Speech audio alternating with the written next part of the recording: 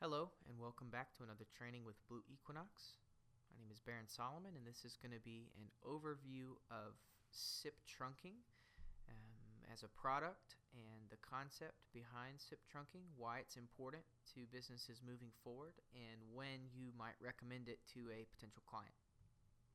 So SIP trunking is a voice service. It is a delivery method for voice communications, meaning you would use this in place of a hosted PBX service.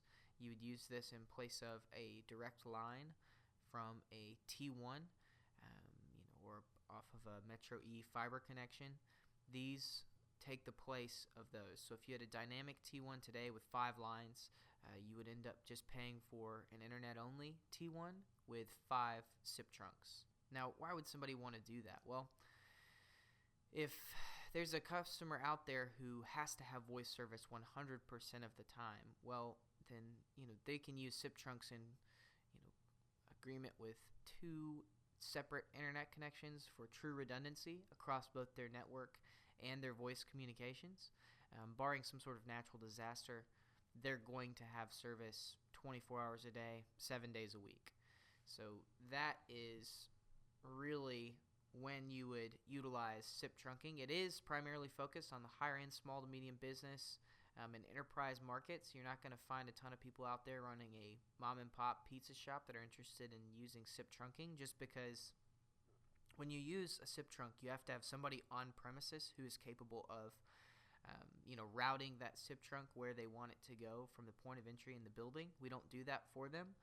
Making sure that flows to the phone system. So it's fairly high-end technology, but it is extremely useful for customers who have to have voice service 100% of the time, and also need a designated call path or have an extremely complicated call tree. So like I said, enterprises using an on-premise PBX phone system, multiple location businesses, those would be really interested in SIP trunks, because then they can just point the SIP wherever they need it to go. You can give them a bundle of SIP trunks, and they can utilize those however they see fit. These are businesses that are going to be targets for SIP trunking. Now, we've already spoken a little bit about some of the differentiators of SIP trunking as opposed to using voice service directly from a T1 or a Metro E connection or POTS lines. Failover and redundancy is really the biggest thing. A lot of times people think that SIP trunking can be cheaper, and it can be in certain scenarios, but by the time you figure in the cost of having somebody on site to route the SIP if you don't have a full-time IT staff, and also SIP trunking is more complicated. It requires more maintenance on a day-to-day basis than just a typical phone line. So by the time you factor in all of those things, the soft costs of having SIP trunking, it comes out to be about the same price. Where you really want to recommend this, again, is for customers who are seeking true redundancy in their voice offering as well as their network offering. If you're looking to create, a complicated call tree, like I was saying, we can issue them a bundle of SIP trunks. They can kind of point them where they want them to go.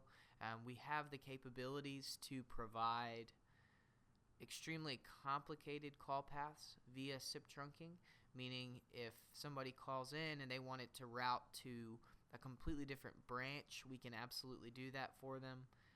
It's just a good way to be more flexible and to have redundancy in your voice communications. Now, what are some of the features of SIP trunking? All of these things, as you can read on here, come with a SIP trunk. It does come with some long distance, so that is built into the price.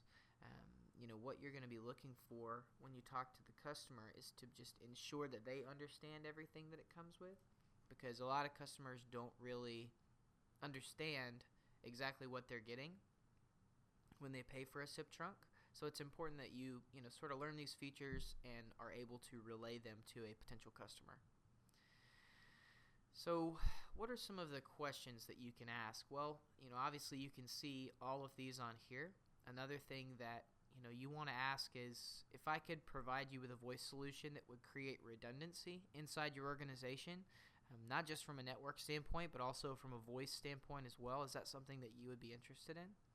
Well, obviously that's a yes. You're asking yes questions right then. So, again, this is one of those things where look through, memorize some of these questions. As you learn more about SIP trunking, obviously you'll come into contact with some of your own.